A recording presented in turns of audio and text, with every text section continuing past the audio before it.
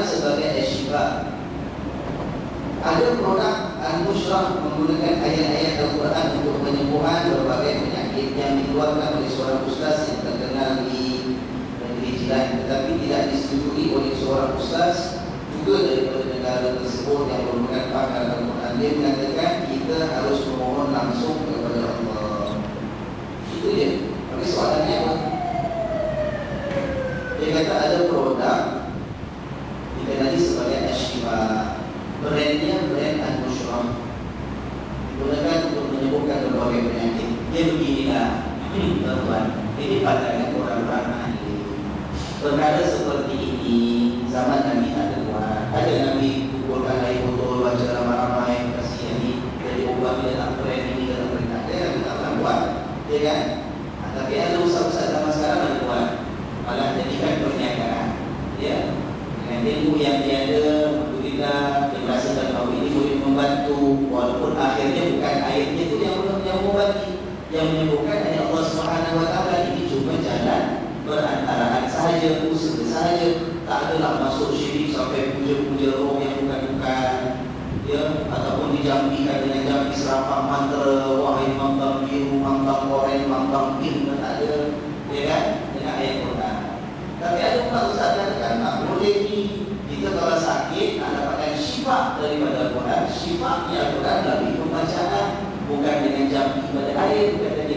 Ini maknanya orang-orang alim antara satu kata boleh, satu kata tak boleh, terpulang kita. Bagi saya tak nak membetulkan yang satu, menjalankan yang lagi satu. Ini dia ada dia punya pandangan. Dia tak ada pandangan terpulang tuan. Nak beli, nak minum, tak nak minum, sudah. Jangan minum sahabat tulisnya jampi, sudah sahabat tulisnya jampi, ya kan?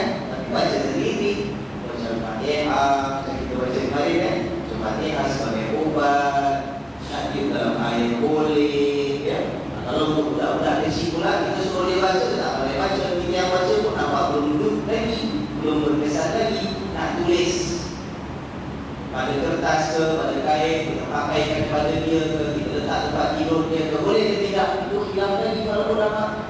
Ya, kalau tanggal yang bukan-bukan, bongkong tak boleh. Tengok, alif lam ha ha ha, mim mim jim jim, waw waw waw, ha ha ha, jim baca ha ha ha, tak boleh. Dan dia lain, putus pula ya.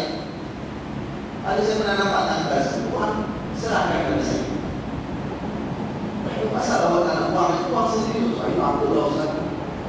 Tak takut, tak ada yang dalam dia bukan dalam apa. Nak buka pun saya takut. Kenapa? Dulu yang kasih tanggal tak syarat, tak boleh buka dalam dia. Nanti kalau buka dari macam-macam, dari itulah jadi inilah, aku lah buka.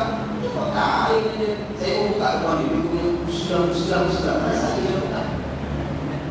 Buka dari Allah Tuhan. Apa? Saya tak tahu lah. Boleh susuk.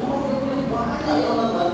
Tapi rupanya surah Al-Ikhlas, Qul Huwallahu Ahad, dipecah-pecahkan hurufnya, ditulis terbalik. Itu nak kena ada skill tu. Macam nak break code, secret code tu. Ya, ada code rahsia. Surah Qul Huwallahu Ahad dipecah-pecahkan, ada qaf, ada lam. Qul huwa, ha dengan waw dipecahkan. Huwallah, ada alif, lam, dipecahkan banyak-banyak, dipecahkan semua, tapi dia susun terbalik daripada yang belakang. Walau yakul lahu kufuwan ahad, kembali dan itu baru hak baru alif sampai. Saya kata inna lillahi wa inna ilaihi raji'un. Jadi berbalik saya kata. Ayat Quran dibuat permainan, ayat Quran dihina. Quran pun boleh terbalik-balikkan. Allah dah susun cantik-cantik. Kalau terbalikkan macam mana isinya, macam mana kandungannya, daripada asal dan makna sampai akhir tak ada makna. Ini yang dikatakan kita, ya kan? Sebab itu Nabi dah katakan tidak ada dalam Islam, tidak boleh ada tanggal-tanggal. Ya. Betul apa dia? Hadisnya Abu Qawwat Tamaima wa tiwala tasyirku. Nabi kata bahawa jambi serapah mantra termasuk tanggal-tanggal ini semua boleh bawa pada syirik. Tapi masalahnya ialah kalau yang ditulis itu memang ayat Quran betul-betul dibuat, tulis dengan baik, tak ada salah, dilipat, dijadikan sebagai apa ni kita kata tanggal. Kat sini ada 30 nama. Kalau yang dah besar panjang ni tak boleh. Kita jadi datuk orang, dah jadi bapak orang masih nak pakai tanggal. Baca Quran. Tak tahu baca Ustaz, pergi baca Quran. baby katalah, ya, maka situ hilaf ulama. Ada ulama kata tak boleh sebab tadi kata memang semua akal tak boleh. Quran boleh dibaca, baby tak pandai baca tu bapaknya boleh bacakan, datuknya boleh bacakan, pak ustaz boleh bacakan, ya kan? Tapi ada segelintir ulama yang benarkan. Dia kata dalam Quran boleh dibaca betul, tapi baby ni tak baca, masih belum masuk kepada yang membaca. Ditulis kata apa? Menjadi apa? Menjadi mudah-mudahan dengan itu mendapat perlindungan daripada Allah. Dan sahabatnya macam mana? Saya kata itu betul pendapat. Ini satu pendapat. Tuan-tuan yang rasa cukup dengan bacaan saja, dia sudah tak payah tulis. Tapi tuan-tuan yang rasa saya tak baca, dah seminggu masih tak diam lagi, demamnya tak turun lagi, pergi 3 klinik lagi Ustaz 23 macam. Dia pun tak baik. Kadang-kadang tak kena lah Ustaz. Saya dah baca, tak tiba. Nak tulis pula nak pada tahu. Kalau kita rasa tenang hati kita, memang ada ulama kata macam terpulang.